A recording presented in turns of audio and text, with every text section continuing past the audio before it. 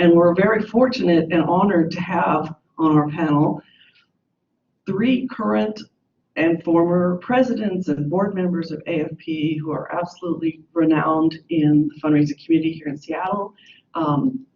Very quickly, Asa Tate here is the current president of AFP Advancement Northwest and also the Chief Development Officer at Wellspring.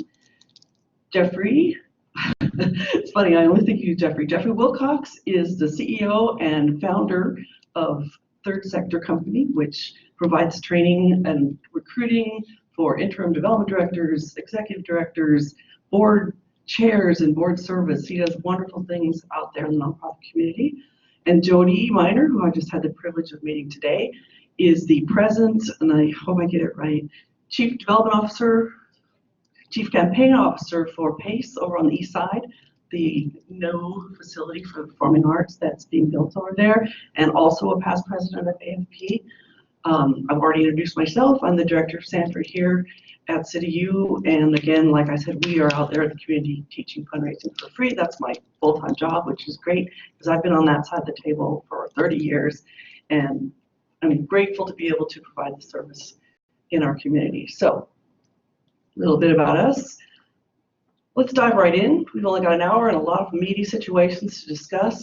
So what do we mean by ethics? We were talking about this beforehand, and there are a number of voices, all of which have something important to say, so I decided I would start, or actually Jeffrey decided I should start, by saying that ethics is doing the right thing.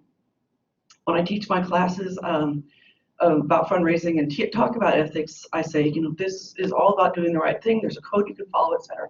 And the students say, well, why do we need it? You know, we're all good people. We're in this business because we want to change the world.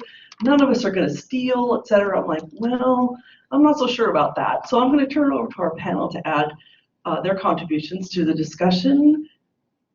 I started with Asa. Sure.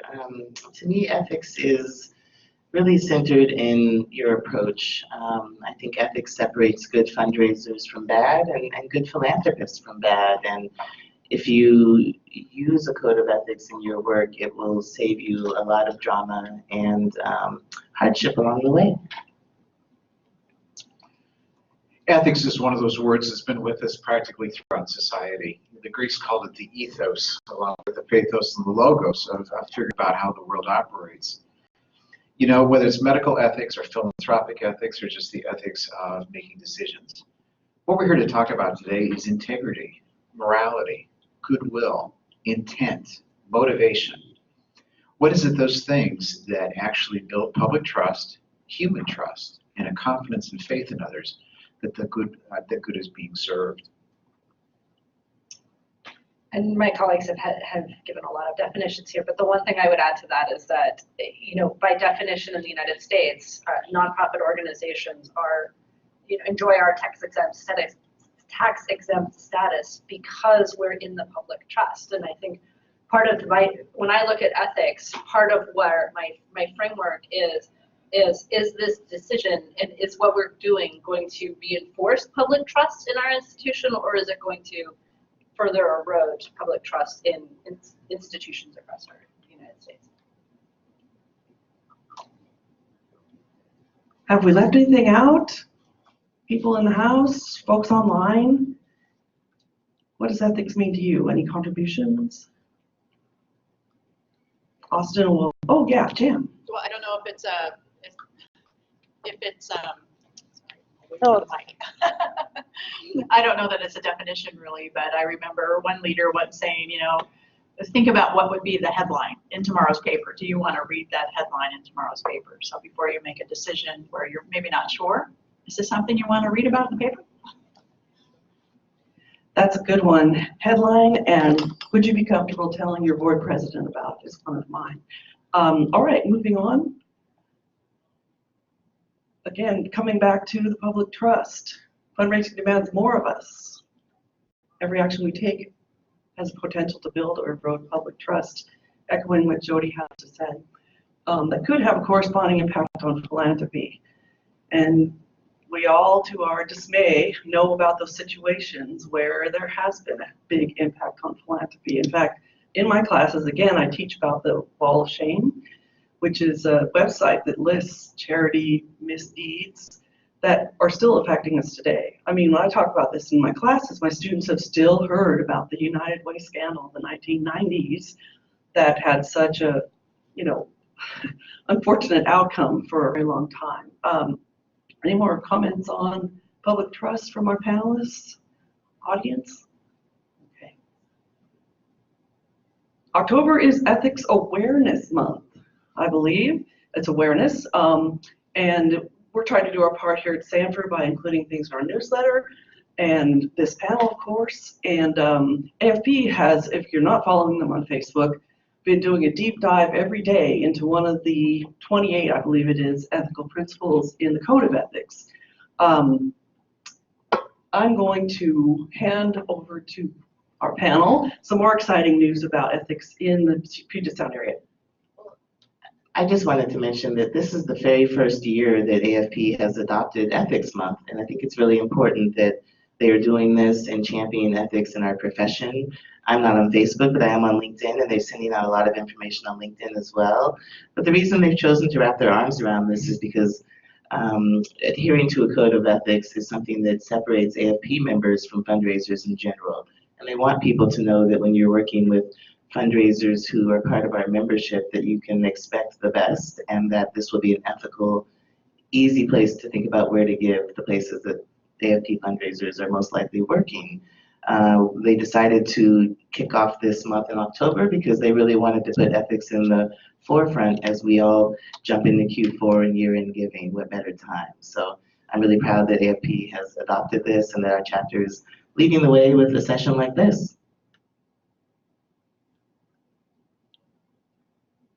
Okay. Who in the crowd is aware, I want to see every hand in this place, that there is a code of ethics for fundraisers? All right, yay. Online folks, did you know that there's a code of ethics? I hope so. If not, here it is. It's right obviously on the slide. There are 28 ethical principles that we in our profession choose to follow and are obligated to follow if we want to remain in good standing as AFP members and ethical fundraisers.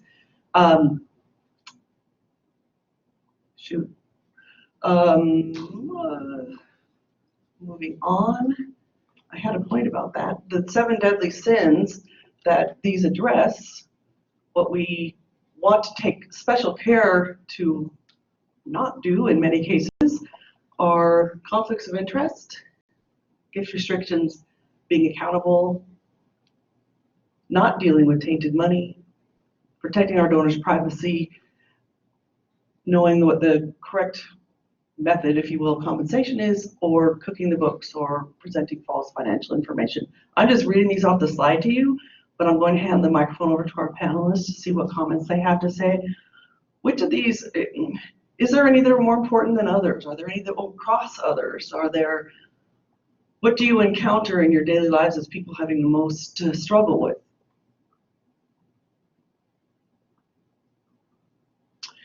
So each of these are important because depending on how they're played out, when we think about the not-for-profit sector, we have to remember it is a sector, it's not an industry. There are museums, there's symphony orchestras, there's domestic violence shelters, there's schools, there's hospitals. And so we're talking about a commitment of people that have a commonality of service to the community. And so anytime the community good is threatened, it is an ethical issue. I will tell you in my own personal experience, depending on the situation, each one of these is equally important. The conflict of interest, for example, really speaks to how families often started organizations. And it's very difficult when a small circle of people start an organization to break that circle, to have other interests represented. Or, for example, on the whole notion of tainted money. At what point does philanthropy become exploitation as we think about corporate social responsibility and using our advertising dollars to show we're a good corporate social citizen? To what degree do we cross the line by which our citizenship is now turned into exploitation of others? Each one of these to me is equally important, and depending on the person who views it, could shape their feeling about philanthropy for the rest of their lives.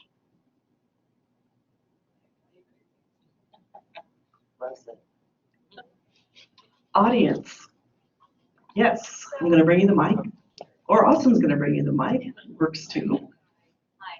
All are important, but the one now that I looked at the list that jumps out is the variance in compensation. And compared to, I don't know, 5 years ago when there were fewer organizations talking about that, we're now aware of or encounter others that indicate compensation for people working inside the organization. So what is your thought on that? I still reel at the idea of bonuses and incentives to drive, short-term revenue, which is a part of some compensation packages, now more commonly done than in the past. Okay. And we're going to there's a scenario we're going to discuss about this later on, but I think briefly there's a big difference between short-term commissions and long-term bonuses to ensure the retention of good employees, right? I mean, I think they both, I don't think that there's a place for a commission, right? Because that pits the fundraiser's own self-interest against that of their organization and that of the public. Long-term bonuses can have a role in helping reward good work, but I actually was part of a conversation on this, and one of the rules that somebody said I thought made a lot of sense was bonuses can reflect a desire for someone to do good going forward, whereas commission could be something looking in the past. Echoing on that, I think that we have evolved to the point today when we look at the changing workforce and the not-for-profit sector as an employer. We have to recognize that as fundraisers, our attention to financial capital also has to be equally divided about making sure we're taking care of our precious human capital. And it's human capital that actually drives mission statements into communities. And I think that we're having some wonderful conversations today on your question about what is ethical compensation, but we're not suffocating not-for-profits to the point or paying our people to the point that our mission statements are no longer able to permeate communities like they should to make the social change we all want to see. There's a careful balance in that equation between financial capital and human capital. I'll just add, it's important to take care of good people. My goal is never to have my staff need to be the people we're serving, right? We want to allow our staff to have a thriving life and to be able to care for their families, just like many of our nonprofits are working to support a greater good too. More questions or comments? Anyone online? Okay. And let's dive right into our scenarios. I'll read them out in case there's anybody with trouble reading them on the slides. So, ethical discussion number 1, managing a confusion with a major gift contributor. A longtime giver has been providing a monthly gift that amounts to $10,000 annually. The giver has a history of generosity and has been stewarded at that giving level. The organization has received a call from the donor's attorney stating the donor never intended to set up a recurring monthly gift and asked that the gifts dating back 4 years be refunded. The donor is a senior citizen. And we're going to start with Jodie on this one. The ethics of working with seniors is a very large topic, and I've presented on this topic quite a lot in a number of different forms. But I think one of the key things in this scenario is that it is the attorney that calls, and I think that anytime there are advisors working with donors, you have an opportunity to build a relationship, right? I don't think that the organization has an obligation to return the money right away.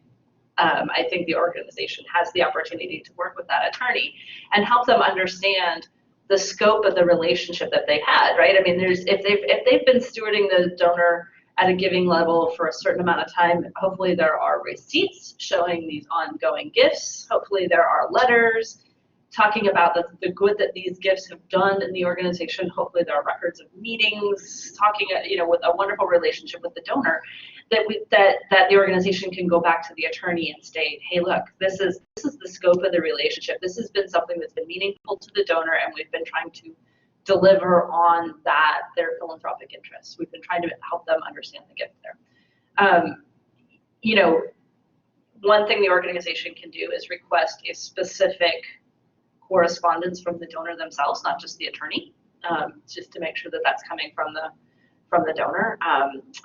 And then, you know, and then if the attorney continues to insist, I would say that the money be returned. Talk about what that will mean for the organization. $40,000 to return often could mean the end of a program that a donor theoretically loved very much, right? And so talking with the attorney about that and what that impact would have on the donor or on the program that this donor loved, hopefully the attorney will turn it back, or will just decide to let the organization keep the money.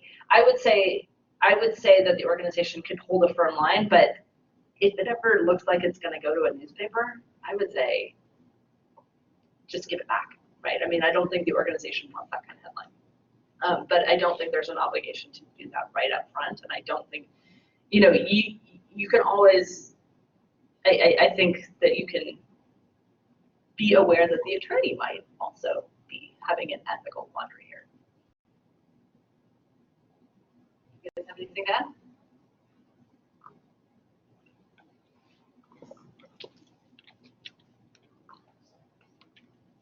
I was waiting for her to finish before I raised my hand.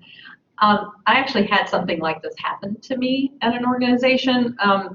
The senior citizen part is a little vague. This woman actually was starting to have dementia. And so it wasn't just a senior citizen, but a senior citizen with memory issues. Although hers was kind of in and out, and she still wanted to give the money. It was her family that was fighting it, and they got a lawyer involved. And I requested a meeting with the lawyer, the other family member, and the donor. And they were not asking for past money back, but they were, it was the naming rights, and they were telling us that she wasn't going to fulfill the rest of the pledge. And you know, it was a difficult decision to let it go until she passed away, because some people at our organization wanted to immediately take the naming rights down, which we had already given her, because we had promised, we'll have your name up. That was very important to this long-term big donor, that her name be seen before she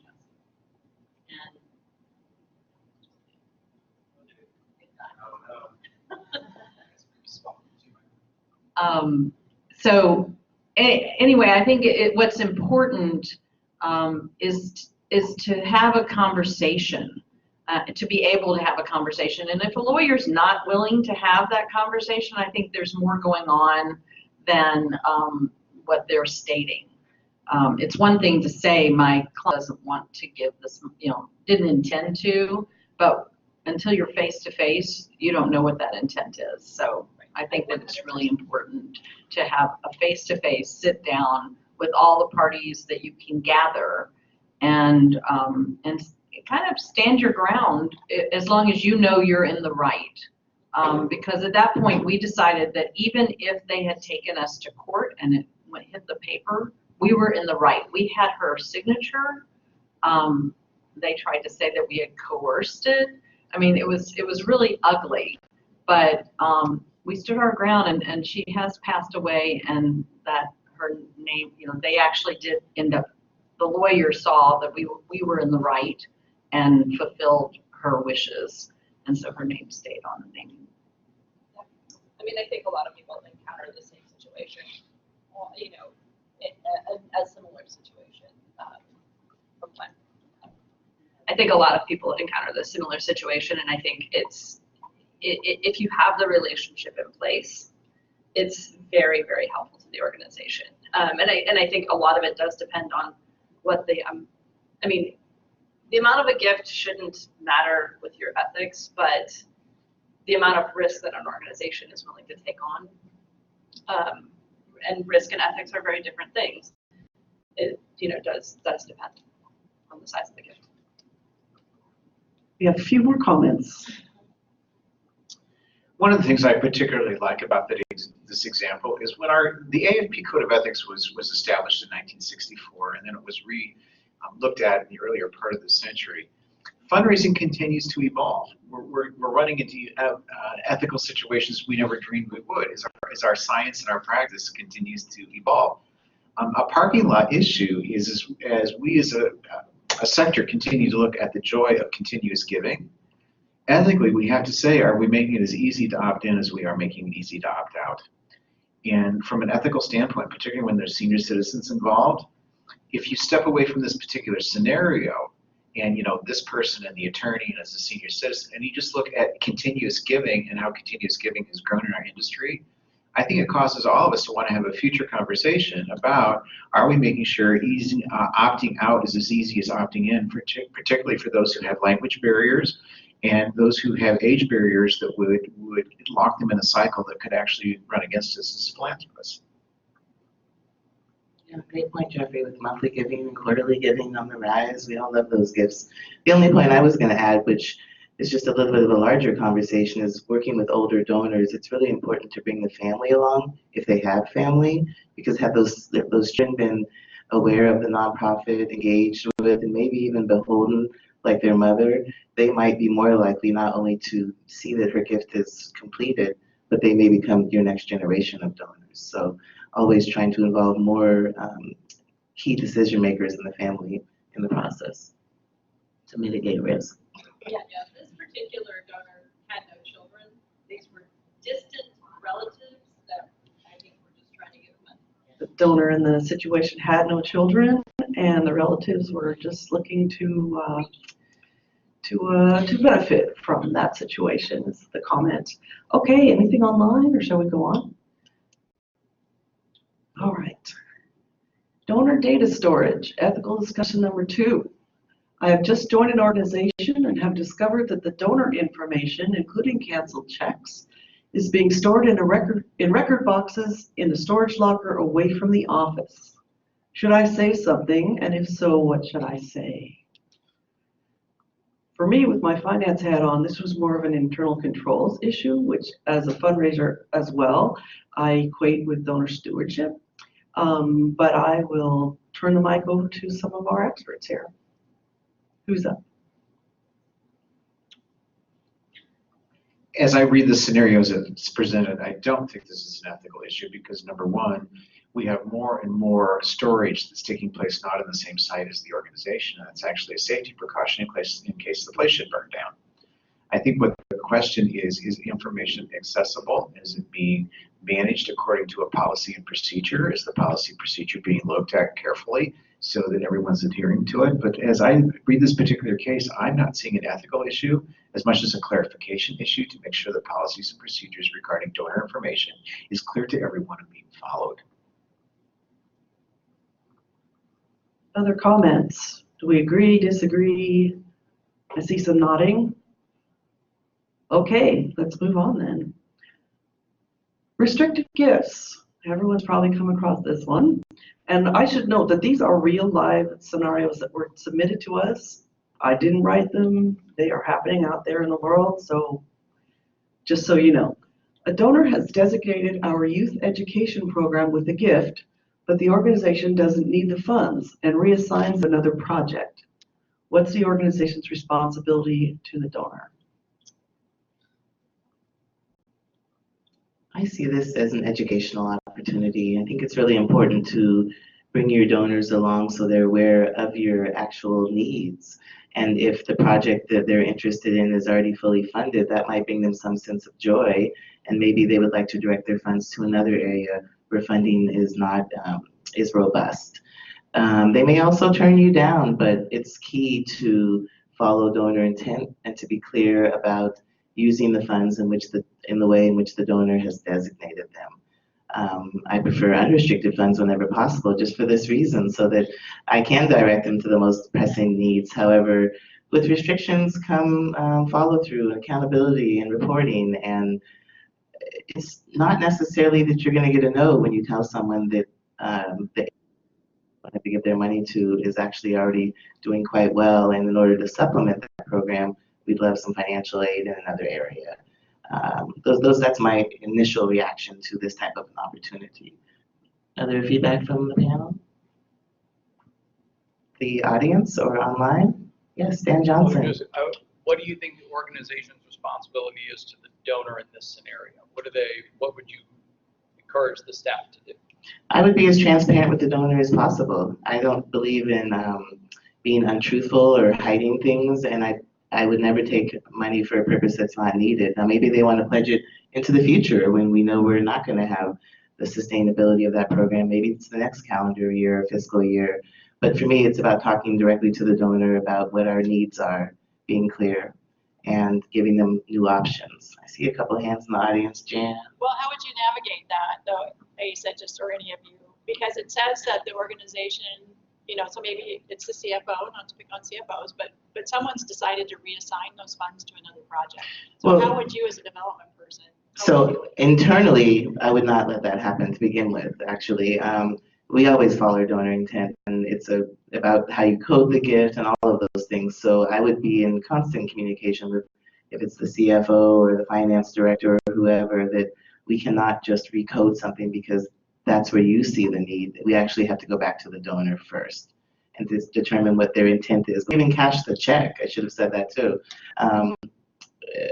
Yeah, donor intent is the key part of this scenario for me, and if I have to do some internal education in my organization to bring people along, it sets the stage for the future so that we don't make a misstep like this again. Yes. And I would just add to what Dan said, because it does say that it was already reassigned, I think what the organization owes to their first an apology that their intent was not followed, an explanation of why, and and the offer to either redirect the money or return it, because you cannot. I mean, you're going to lose that donor once they find out that you. I mean, they basically lied to you.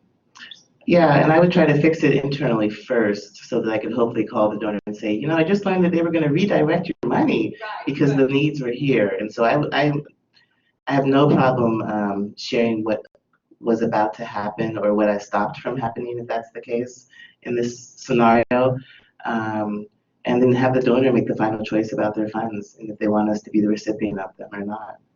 Right, but if it had already happened and it was found out after that. What I can't tell from the scenarios if they spent any money, I guess. And so I'm thinking we're kind of in a moment where the money might have been coded one way, but maybe not expended yet. Good call.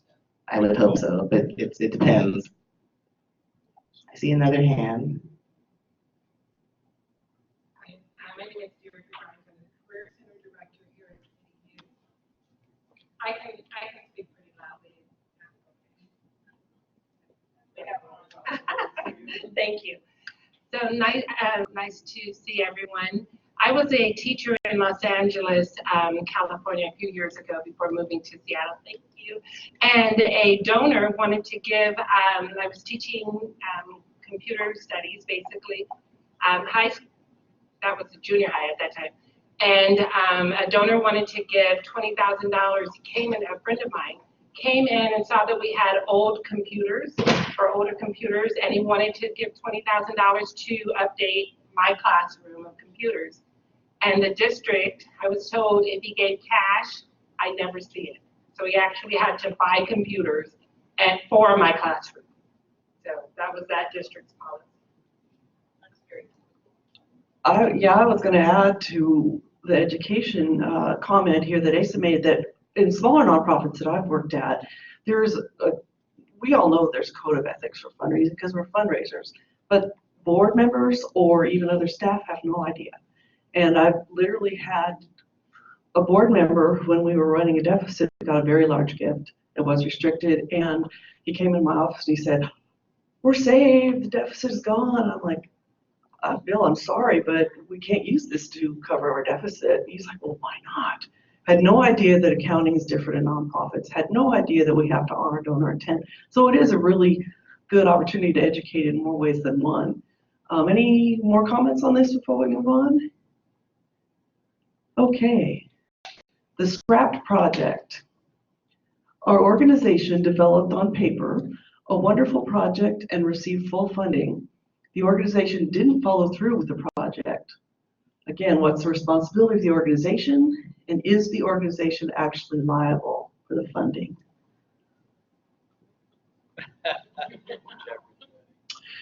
So the key word on this is liable.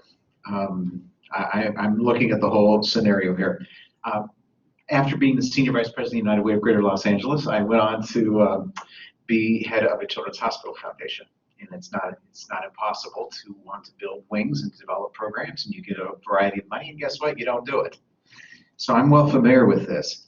I think the key thing is that when there's a liability issue involved, get an attorney involved, and don't even listen to me today. How that whole thing was set up today, if there's a potential liable situation, you need to get legal opinion before you do anything. Now, let's go to the ethical side of this question. The ethical side of this question is you need to call and let every single person know that the intent of their gift is not going to be fulfilled, and encourage them that the goodwill that the organization does will benefit from their generosity but can in this way. And I think you absolutely have to offer to return the funds. But I'm going to do the best I can to make sure that everybody understands that the sum is greater than any of its parts. And this one particular situation was an important part, but the organization has a mission statement would really benefit from the person staying with us. I agree with you wholeheartedly. I mean, I think there are a number of reasons why programs that projects are planned but then don't get executed. And I think it's all in the relationships you have with your donors and your ability to just call at them and give them the full of the organization. And hopefully something like that will be as much of a relationship building exercise as anything, just helping them understand what the reasons why something wasn't going to be built or something wasn't going to be accomplished is very important. Audience comments, online folks. Not yet. No, this one's pretty straightforward, I think, so why don't we move on? Roles of privilege. And before we go into this question, this is something we spent the bulk of our time discussing in our dress rehearsal, and we have to acknowledge that this could be a full day's conversation. So we don't have all the time to get into it, but it was submitted. It is a very interesting and important question, so I'll read it out. We're an arts organization, and we somehow seem to always make sure that the children of our biggest donors get parts in our productions. Is that right? We all had strong opinions about this, but I'll start with Jodie, who spent time in the arts and works for PACE now, of course. I guess the shorter answer is no, that's not right. I think there are a lot of ways that you can work with major donors in this scenario. When I worked at University of Washington, this was a very common scenario that we worked with donors whose children didn't get into UW, which is a very competitive school to get into. I think getting out ahead of that and having relationships with major donors and helping them understand what the organization is trying to do, what standard they're trying to set, help them understand how they can prepare their precious children to meet that standard so that they become competitive in this in the process, or working with those donors and helping them understand the wide variety of ways that one can be involved in a production in your arts organization that aren't necessarily on stage if they're never going to meet the standard.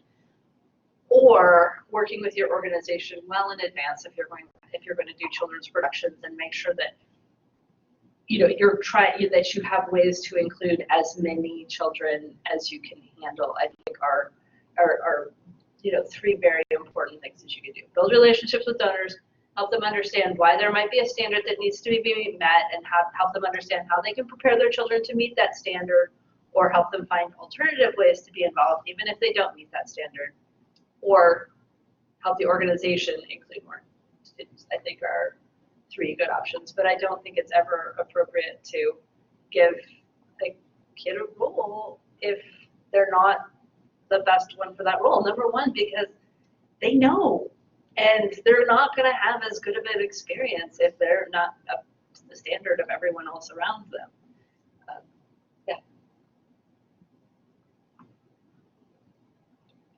I know when I worked at a local organization, it was a production with a large number of children's roles, a very large number. And I'm always grateful that the organization did not. And we got angry calls from donors saying, why isn't my child in X? And we had to say, you know, we have standards. There was open audition, et cetera, and your child didn't make the cut in a very diplomatic, somehow nice way.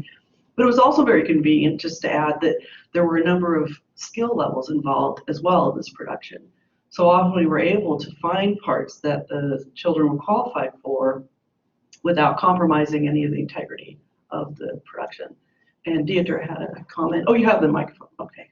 So I also went to USC. And of course, that's been in the news a lot about roles of privilege based on donor giving. And the children don't always know. The parents know, of course, the ones that are making the donations, but the children don't always know. They might think, oh, I just got that role and I did so well in the SAT, even though I thought, you know, I failed or something like that. So the kids, I mean, even though I thought, I thought I failed, but I did really well, as is what's going on at SC. That they're getting, that they let them in, but it was all, they shouldn't have. Jeffrey. What I absolutely love about this scenario is I think all of us that are in the fundraising field are constantly struggling with how do we get our boards of directors and the leadership of our organization to truly embrace something besides conceptually things like equality, equity, race, inclusion, and diversity. And what we're doing here today is a wonderful opportunity for leaders to have this very scenario put on the screen in front of them and say to them, okay, to what degree is privilege and philanthropy working in our organization, and to what we as leaders are working in a community where diversity, inclusion, equity, and access is part of our DNA? What do we do about that? So I love what this represents, and it is another conversation, but I think these case studies, and particularly this one, is the kind of thing I would love to put up at a development committee meeting and start my committee meeting with just a group of volunteers and staff talking about this and seeing where people are at. Other comments, questions? Yeah. I would just add that depending on what the production is, we had a youth symphony orchestra at the Performing Arts Center where I worked, and we had blind auditions, and we had specific rules about the auditions so that no one who was judging would know whose children those participants were. And I think as long as you have very specific, I mean, this is just a blatant, that's just not right. And I think what the organization should do and needed to do was create very specific policies about their auditions so that this doesn't even enter the picture. Other comments? Okay. The auction gift that didn't take place. A donor went to our gala auction and successfully bid on a trip, but they didn't take the trip. We've been asked to write a thank you letter for the auction amount paid so it can be used as the donation. Is that okay? Asa, I haven't picked on you for a few questions. Just rereading the question, if I'm interpreting this correctly, a donor went to the gala, bought a trip, didn't take the trip, and now they're saying that the trip is a donation to the organization. Because they would have initially received a thank you letter for their Raise the Paddle to get the item, but since they didn't go, they're trying to grow their gift. Is that how you all understand this? Okay, remove the fair market value. The reality is, hopefully you have really good guidelines in your auction catalog about how you do business to cover yourself, so that you don't run into this. And usually these trips, giving this trip back is not a gift to the organization. It tends to have an expiration date. It tends to have been often purchased at cost by nonprofits in order to make a lot more money off of it. And the time frame is over. The deduction has been taken by the people that gave the trip. And so I wouldn't be able to meet this donor's desire.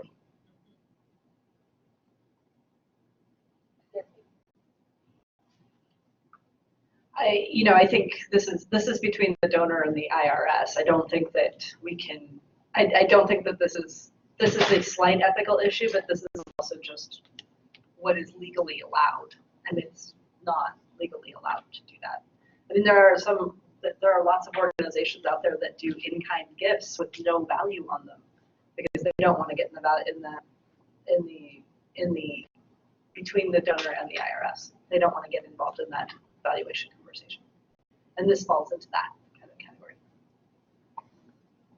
I'll add that I've been in a scenario where a donor bought an item that they wanted to then the next year return to the organization so they could auction it again.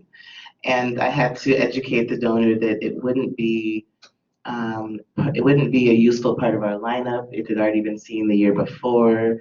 It happened to be Seahawks related in the year that I think they won the Super Bowl. I mean, there were a lot of factors that made it hot the year that it went, but the next year it wasn't going to have that same shine. And so I had the nice opportunity and a great relationship with this donor where I could explain to him why it wouldn't be the best gift for us, even though I appreciated his intent and his goodwill to want to help us raise more money in yet a different way. Other comments? Online? Online folks are quiet today. You're taking it all in, huh? All right. Ethical discussion number 7. Donor is a registered sex offender. As the development director of an organization that gives second chance and rehabilitation, I've discovered that a major gift prospect is actually a registered sex offender. What do I do with that information? And do I continue to view the individual as a prospect? Let's take this one. This is a real live question that was brought to me not long ago. And then a counterpoint actually was brought to me in the wake of the Jeffrey Epstein situation. So it's, you can't make this stuff up. Certainly somebody is. Their mission, the mission of the organization was to rehabilitate marginalized persons. And the development director felt that they should consider this person a prospect. Her main concern was, is it ethical to the rest of our population? There had been no offense against children. I can just say that. And who do we tell? The whole newspaper headline thing that Jan mentioned. So what are our thoughts?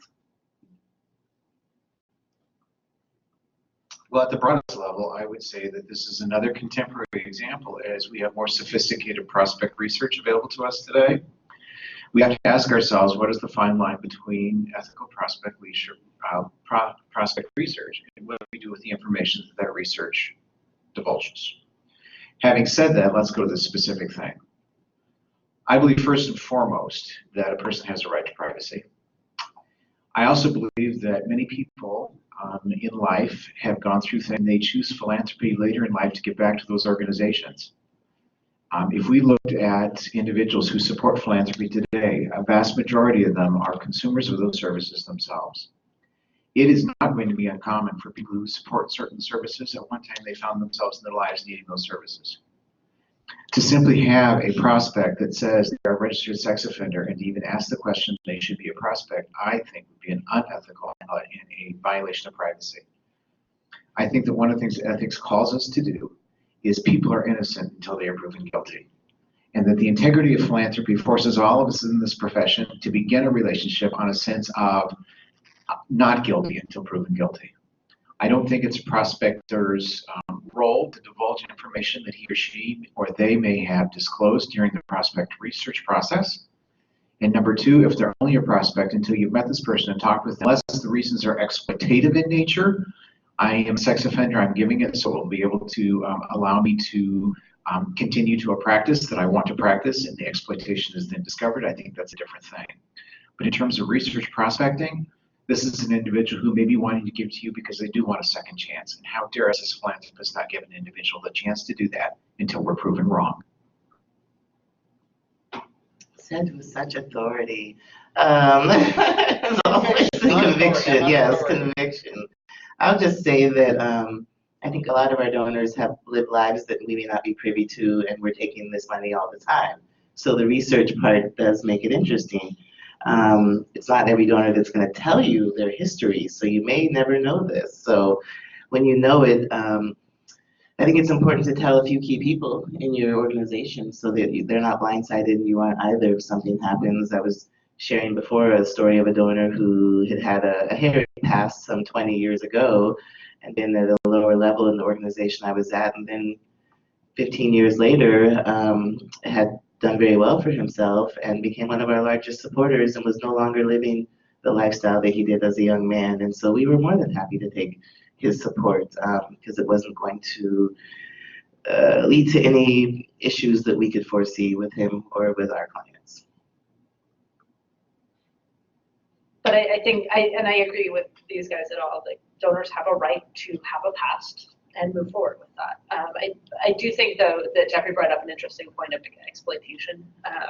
And when donors are making gifts to, are using their philanthropy, obviously using their philanthropy to try to expunge themselves of a past that they don't want, I think the organization does have to take a hard look and see if that fits with their core values and whether they want to participate in that. But it has to be pretty blatant, in my opinion, that exploitation. Jodie touched on the last thing I wanted to mention is what are the values of your organization? Because wasn't it the University of Alabama, I think it was this summer, that turned down the single largest gift they had ever potentially received because the donor was anti-abortion, and it was the opposite of what they stood for. And so your values play a huge role in these conversations and decisions as well. It's very helpful to know what those are in advance. What your organization's values are. Comments, questions, Jan? What does the role of the potential publicity, like saying this is a known person? I just wonder. Opportunity. Yeah, I mean, well, you know, what if this could be headline making? I mean, so I just wonder if that plays a role in this scenario. Say this is somebody who you may not know today, but say it does come out in the news. I mean, I think there are a lot of scenarios in there. There's a lot of what ifs in there, but I think that if your organization has the ability to say this is why this aligns with our values and this is why this relationship aligns with who we are and what we stand for, especially in a rehabilitation organization, I think it's a very powerful alignment with values. I think as long as people can make that case and make that statement, then I think it's fine. I think this conversation is why the discussion of ethics is such a difficult one, because this is a multifaceted approach about to what degree is an organization through its prospecting processes, when they uncover privacy information about someone, what's the ethics of disclosing that? It also comes down to what are the ethics of accepting and not accepting a gift based on the motivations of a person when they are assumptions versus actualities. One makes the assumption that if they are a registered sex offender, this is not news, so to speak, because it's already in the public interest and already out there. The news is that something misfortunate happened and would make them a sex offender, but the fact is they already are. So there's just a lot of ethics here, and I think this one shows the complicated nature of this subject. Absolutely, and I should have said up front that this was redacted or altered in a little way and used with permission. Comments, Shannon? I just want to push back a little bit on this question about like, what if the press finds out? Because I think what we're talking about here today is like ethics is like doing the right thing because it's the right thing and not because the press might find out. And what do we do? I mean, that question, I mean, I know it's a real life implication and it's more of a strategic discussion, but for me, it's not something that should be considered when you're making an ethical decision is whether or not the press finds out. I was bringing it up, and I appreciate Jodie's answer because that's what I was thinking. And I think it's just a matter of talking it through. So I do think to Jeffrey's point, you want to have a conversation, I guess, if you're going to keep this person on your prospect list and this information is known. prospect researchers decided to make it known. It is a great opportunity to show the organization's values. It's just that there better be a conversation first so that everyone's on board and can express that. And I think one other slice on this is that I think we can essentially exchange the word media press for public trust, right? Because it is a representative group of people that would be looking at your organization, the choice that you make, whether it's one direction or another. But I think the media in a way represents the public trust. Other comments? Online. Yeah, we have a question from online. So somebody in the chat asks, would you bring up this topic with the donor themselves?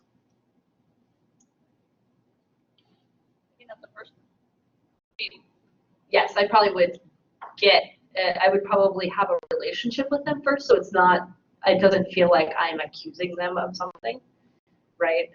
And it would be coming from, I would be coming at it from, again, my own set of values and my organization's set of values, just saying, especially in a rehabilitation organization, we would say, hey, look, we became aware of this, just so you know, this is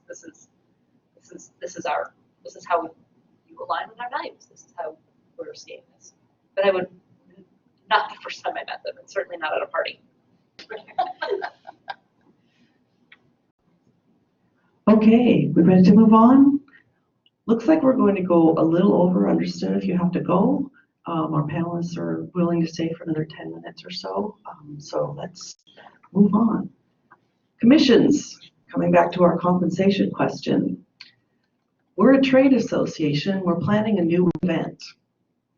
It will require significant planning time and focused solicitation. The lead staff person wants to include a commission on funds raised to compensate for the extra time and creativity required. Is that ethical?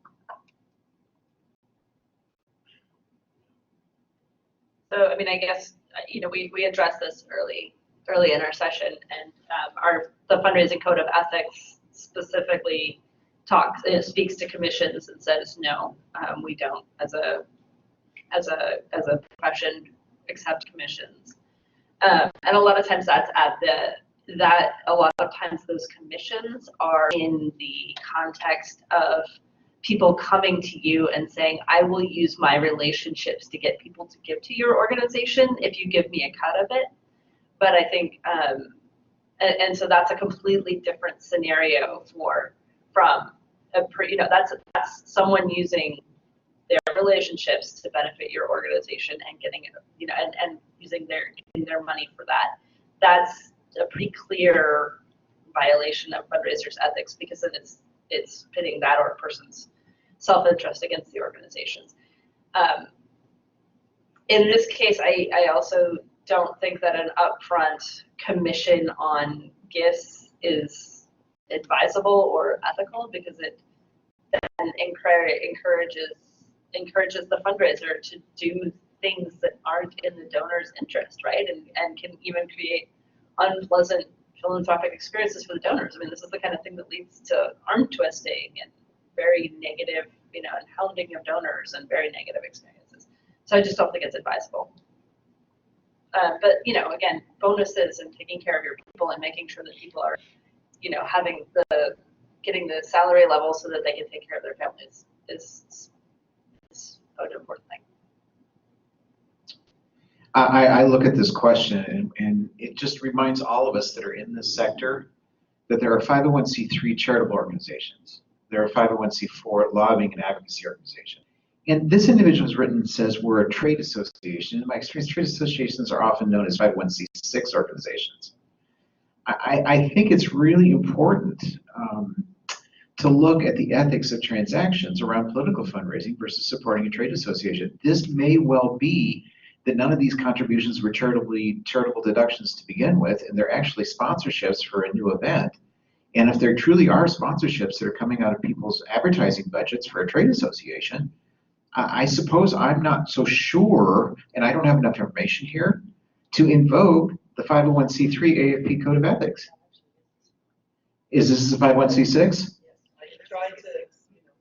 So, yeah, so I think the ethical question here is you cannot make assumptions that every not-for-profit organization is a community-based charitable organization and expect those not-for-profits to only adhere to this one line of ethics.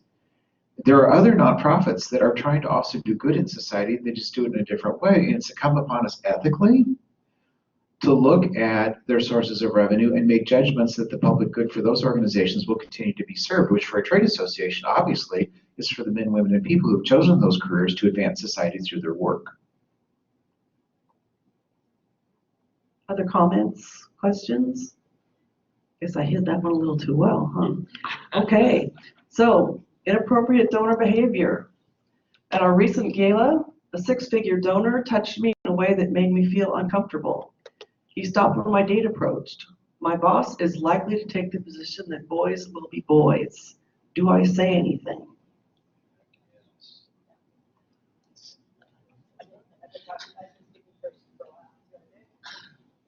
Well, the entire audience said yes, and I think we all agree here on the panel. I've been in a situation of this type with my team, and there was a donor that made staff feel uncomfortable.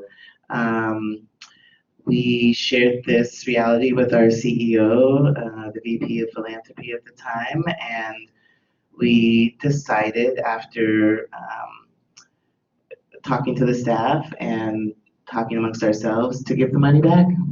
We believe that not all money is good money. We believe that fundraiser safety and respect is of the utmost importance. What was the study that came out just about a year ago through AFP about sexual harassment in fundraising for both men and female fundraisers, and that we're no exception. And we need to protect ourselves. We need to be able to know where the line is. And I think I said it as simple as this to the team, that not all money is good money, and that you should never be compromised to get a gift. That is not the goal of the work that we're doing. And we had conversations with the donor as well about why we decided not to keep his donation, what we stood for, and how we expect our staff to be treated. I would 100% echo Asa. Nobody should ever feel like they have to be treated in a way that's less than disrespectful at work. And so, yes, yes, you as a fundraiser should say something. I might encourage you to give your boss the opportunity to do the right thing and go to your boss. You never know. And hopefully there's been enough talk lately about these sort of issues that your boss actually will do the right thing. And if not, then there are changes of, you can go to the CEO and speak there, or keep going up the organization. But I mean, I think that it's, there's a responsibility. There's no responsibility if you've been a victim of this, but there is an opportunity to speak up if you feel comfortable, and you should feel comfortable.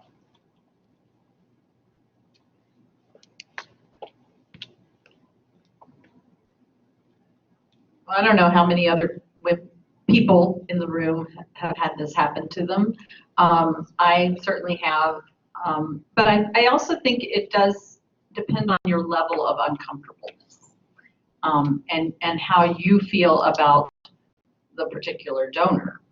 At the Performing Arts Center where I worked, one of the largest, he was one of our two biggest donors, often did inappropriate things. He meant nothing by it. I've known him since I was a child. He pulled me into his lap during a performance when I walked by. It was inappropriate. It certainly made me feel uncomfortable, but I knew that he had no ill intentions. And so I tempered my uncomfortableness with what I knew was his intention or lack thereof. But I took it as an opportunity to have a conversation with him. And I think that's what's important would be not just to say, we're not going to take your money, which we continued to take his money, of course, but because I didn't feel like I was assaulted I think it depends on the level of what you consider the uncomfortable. And of course, it doesn't say how the touch, just in a way that made somebody feel uncomfortable. I know people who have had their lives ruined because they touched someone in what that person felt was an inappropriate way, and they had no ill intention. So I think that it's important that everybody's, that there's a conversation to be had so that the donor understands what is expected, because frankly, some people of a certain age still don't get it. And the boys will be boys attitude does still exist.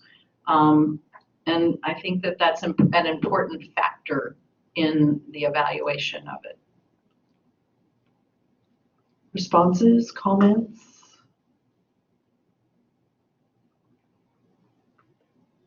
Dan? I really appreciate you had the conversation with the donor, because, well, you were okay with it because you knew him. It wouldn't be okay if you grabbed, one of your colleagues, and the offense is in the eye of the person who's offended, right? So we have to try to correct that. Although I imagine that was a tough conversation. Yeah. Okay, we wound up with a bang. So just some more information for you. Oh, there's one more. Conflict of interest. As a 501c3, is it ethical to have many board members, directors, from one family, either by blood or marriage? Typo there. They don't make any financial contribution to this organization. Can you restrict this from happening in your bylaws?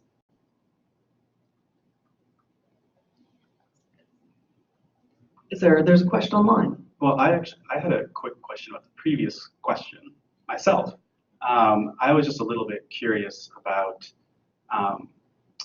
sort of like from a practical perspective, like how's somebody in that situation, because part of the question is this idea that the person isn't confident that they would be taken seriously if they brought up the complaint.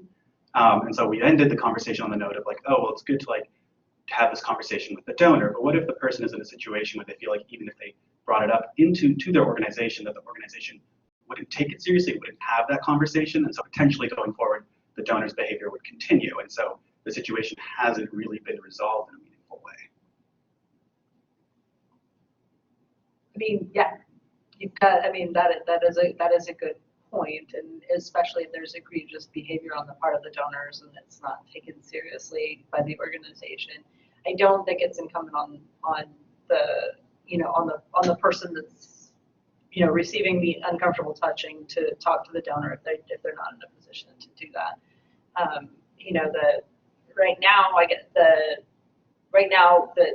The way you keep escalating, right, is you talk to your immediate supervisor, and if that doesn't work, then you can talk to the person above them, and if that doesn't work, then you talk to the person above them. I think if you go beyond the board chair, there is, if it's really egregious, then there's. Is this EEOC? No, I mean, there might be some state legal areas, but this just might be one of those scenarios in which you understand that this is a workplace that doesn't value its employees, and you find another workplace that does. Yeah, I want to iterate what Asa said at the beginning of this conversation. The Association of Fundraising Professionals just completed a study, and I don't think anybody who is in this room or is participating online should be proud of the fact that at least 25% of the fundraisers in this country feel like they've been compromised in some way while they're doing their job of representing a mission statement. This is a very serious situation, but it also reflects our workplaces in general. Is the not-for-profit have a whistleblower policy? Does the not-for-profit have a sexual harassment policy?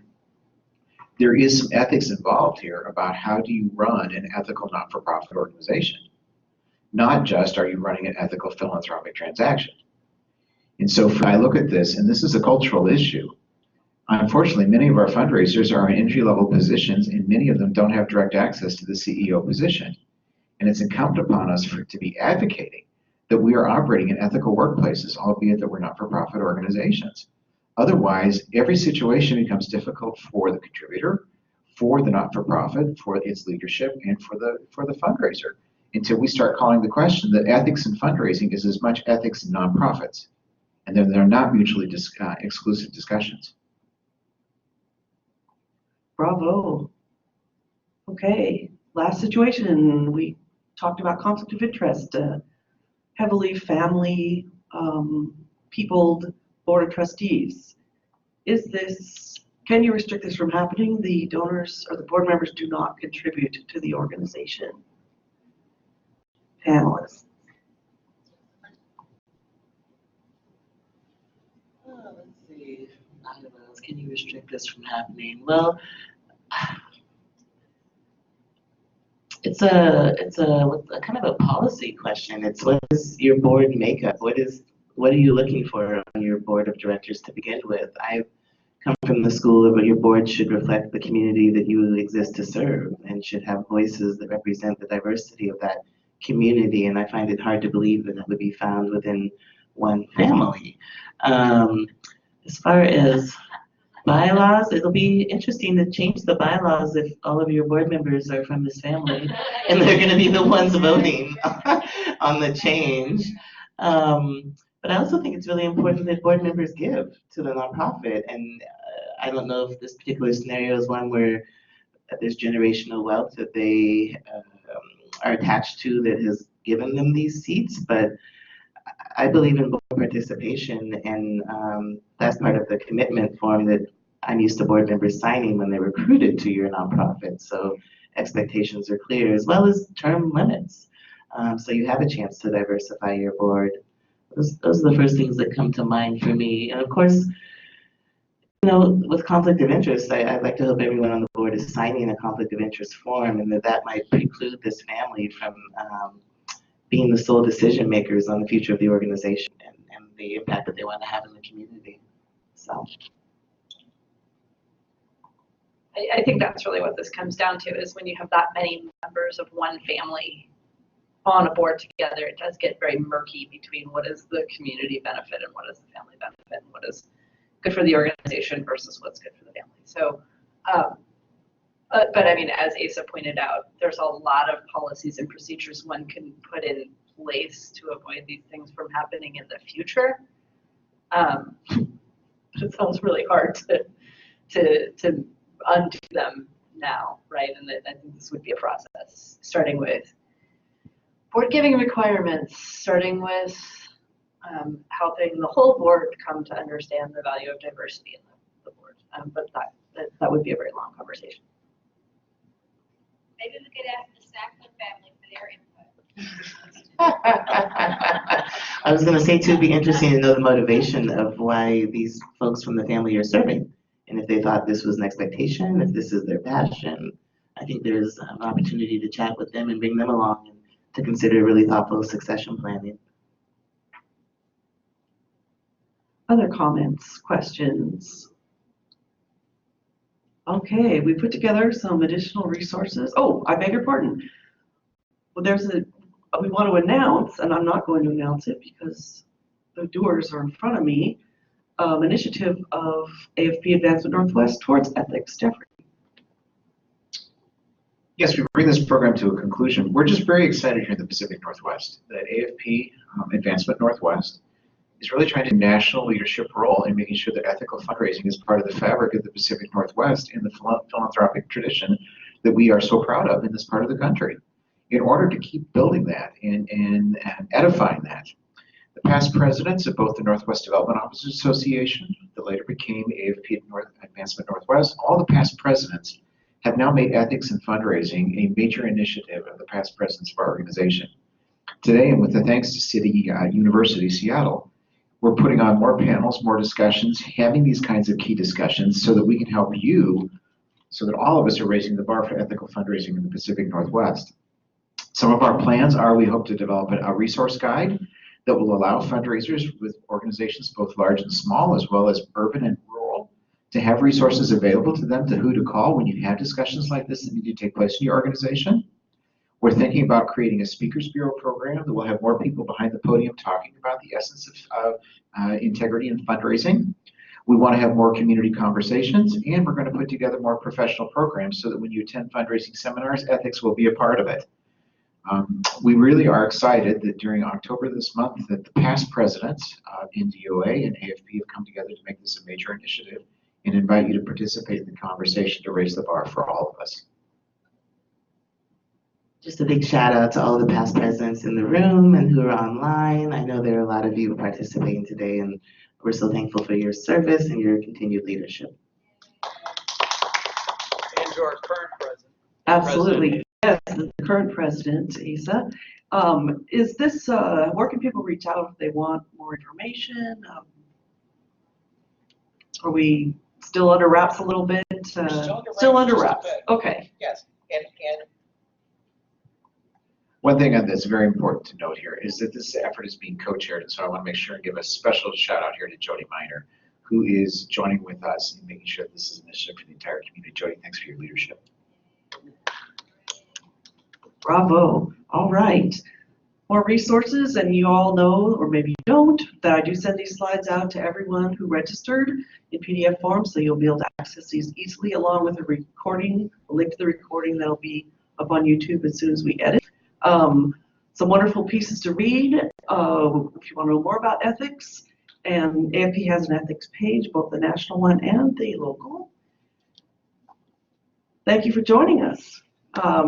Have a fabulous day, and we'll be around for a few minutes to answer questions if you'd like.